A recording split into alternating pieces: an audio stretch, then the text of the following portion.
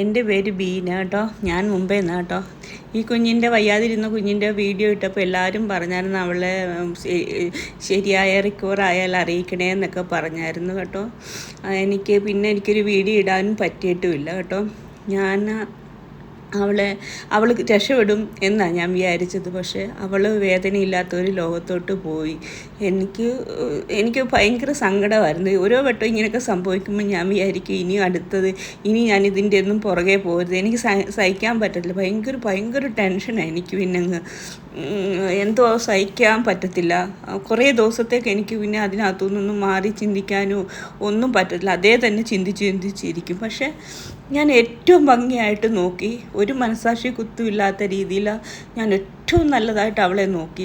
എനിക്ക് രക്ഷപ്പെട്ട് കിട്ടുമെന്ന് ഞാൻ വിചാരിച്ചായിരുന്നു. രണ്ടാമത് പനി വന്നപ്പോൾ ഡോക്ടർ പറഞ്ഞ് അവൾക്ക് സൗണ്ട് പോലും എടുക്കാൻ പറ്റുന്നില്ല, മോഷന് പുഷ് ചെയ്യാൻ പറ്റുന്നില്ല. ആ ഒരു അവസ്ഥയിലൊക്കെ വന്നപ്പോൾ പറഞ്ഞ് ഞാനിങ്ങനെ വളരെ കാര്യമായിട്ട് ഇങ്ങനെ നോക്കുന്നതുകൊണ്ടാണ് അതിൻ്റെ ജീവൻ ഇങ്ങനെയെങ്കിലും നിലനിന്ന് പോകുന്നതെന്ന് ഡോക്ടർ പറഞ്ഞു. പക്ഷേ മരിക്കുന്നതിൻ്റെ ആ ഒരു തൊട്ട് മുമ്പ് ഒരു 5 മിനിറ്റ് മുമ്പ് പോലും ഞാൻ ചിക്കൻ്റെ സൂപ്പ് ഉണ്ടാക്കി അവിടെ വായിക്കകത്ത് ഒഴിച്ചു കൊടുത്തു. അന്ന് രാവിലെ മുതൽ അവൾക്ക് അവിടെ ശ്വാസത്തിനൊരു വ്യത്യാസം ഉണ്ടായിരുന്നു. പക്ഷേ ആ മരിക്കുന്നതിന് ഞാൻ ആദ്യമായിട്ടാണ് ഒരാളങ്ങനെ മരിക്കുന്ന അത് മനുഷ്യരായാലും ഇതായാലും ഞാൻ ആദ്യമായിട്ട് കാണുന്നത്. ഞാൻ ദൈവത്തിനോട് പ്രാർത്ഥിച്ച് കരയുന്നുമുണ്ട്. ദൈവത്തിനോട് പ്രാർത്ഥിച്ച് അവളെ ഒരുപാട് ബുദ്ധിമുട്ടിക്കല്ലേ, അവളെ കഷ്ടപ്പെടുത്തല്ലേ, അവളെ അങ്ങനൊന്നും ഇടരുതേ എന്ന് പറഞ്ഞു. എന്ന് വെച്ചാൽ അന്നും ഞാൻ അവളെ കുളിപ്പിച്ചു. രാവിലെ തൊട്ടൊക്കെ ഭക്ഷണമൊന്നും കഴിക്കാൻ വയ്യ. അവിടെ ഉള്ളിലോട്ട് ഇട്ട് കൊടുക്കും, വെള്ളം ഒഴിച്ചു കൊടുക്കും. ആ മരിക്കുന്നതിന് ശരിക്കും പറഞ്ഞാൽ 5 മിനിറ്റോ 2 മിനിറ്റ് മുമ്പ് വരെ ഞാൻ ചിക്കൻ്റെ സൂപ്പ് ഉണ്ടാക്കി ഞാൻ അവൾക്ക് കൊണ്ടുപോയി വായി കൊടുത്തു. എല്ലാം ചെയ്തതാണ്. ഞാൻ ഒരുപാട് കരയുകയും ചെയ്തു. പക്ഷേ അതിനുള്ളിൽ എനിക്കൊരു സന്തോഷമുണ്ട്. അവളെ നരയിപ്പിക്കാതെ അവൾ കിടന്നെങ്കിലും ഉണ്ടല്ലോ ഏറ്റവും നല്ലൊരു ജീവിതമാണ്. കിടക്കുന്ന ഒരു നല്ല ജീവിതമാണെന്നല്ല, പക്ഷെ അവൾ വഴിയിലായിരുന്നെങ്കിലോ ആരും അറിയാതെ മരിച്ചു പോയി. പക്ഷെ അവൾക്ക് എല്ലാ സുഖ സൗകര്യങ്ങളും കിട്ടി. എല്ലാം എനിക്ക് ചെയ്യാൻ പറ്റുന്ന എല്ലാം ഞാൻ അവൾക്ക് ചെയ്തു കൊടുത്തിട്ടുമുണ്ട്. ഡോക്ടറെ അടുക്കലും കൊണ്ടുപോയി ഡോക്ടർ പറഞ്ഞ പോലെ എല്ലാം മരുന്നും, വീൽ ചെയർ വാങ്ങി, ഡൈപ്പർ, എല്ലാ സാധനം അവൾക്ക് വേണ്ട എല്ലാം. ഇങ്ങേറ്റം വന്ന് പനി വന്നപ്പോൾ പിന്നെ ടെമ്പറേച്ചർ ഇടയ്ക്ക് നോക്കാൻ തെർമോമീറ്റർ വരെ ഞാൻ മേടിച്ചു. ഞാൻ ആദ്യമായിട്ടാണ് എൻ്റെ വീടിനുള്ളിൽ ഒരു ഡോഗിനെ വെക്കുന്നത്.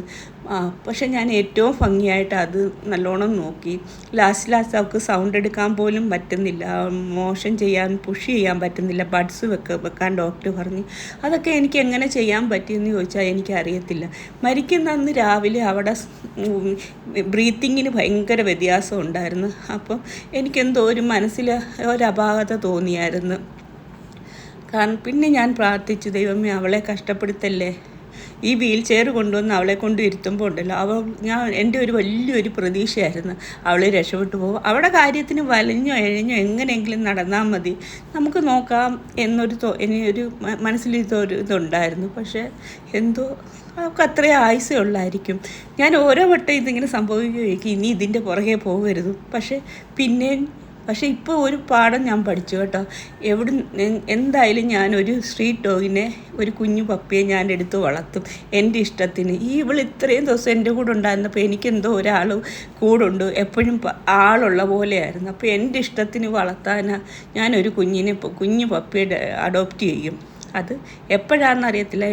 എനിക്കിഷ്ടം ഇതുപോലെ എന്തോലും ആപത്ത് പറ്റുന്ന അങ്ങനെയുള്ളൂ. അല്ലാതെ സന്തോഷമായിട്ട് വെളിയിൽ നിന്ന് ആഹാരം കിട്ടി നടക്കുന്നേ ഒന്നിനെയും ഞാൻ എടുത്തുകൊണ്ട് വരത്തില്ല. നമ്മുടെ ആവശ്യം ആർക്കാണോ അവരെയല്ലേ നമ്മൾ എടുക്കേണ്ടത്. അപ്പോൾ അങ്ങനെയുള്ള ഒരാളെ ഞാൻ എപ്പോഴേലും കൊണ്ടുവരും. ഞാൻ ഇവൾ പോയി കഴിഞ്ഞ് കുറേ ദിവസം അവിടെ ഒരു സാധനവും ഞാൻ അവിടെ നിന്ന് എടുത്തു മാറ്റിയില്ല.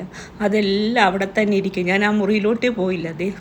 അന്ന് കൊടുത്ത സൂപ്പായാലും ശരി, മരുന്നായാലും എല്ലാ സാധനവും ഞാൻ കുറേ ദിവസത്തേക്ക് എനിക്ക് അങ്ങോട്ട് പറ്റിയില്ല. അപ്പം നിങ്ങളോട് എല്ലാവരോടും എനിക്ക് ഇങ്ങനൊരു വീഡിയോ ഇടണം. സത്യത്തിൽ പോകുന്ന അന്നത്തെ വീഡിയോ ഒന്നും എനിക്ക് എടുത്തു വെക്കാൻ പറ്റിയില്ല. എനിക്കതിനുള്ള മാനസികാവസ്ഥയൊന്നുമില്ല. ഇതൊരു പഴയ വീഡിയോകളൊക്കെ ചേർത്ത് വെച്ചൊരു വീഡിയോ ആണ്. അത് ശരിയായിട്ടൊന്നും അല്ല ഞാൻ എഡിറ്റ് ചെയ്തതും ഒന്നും.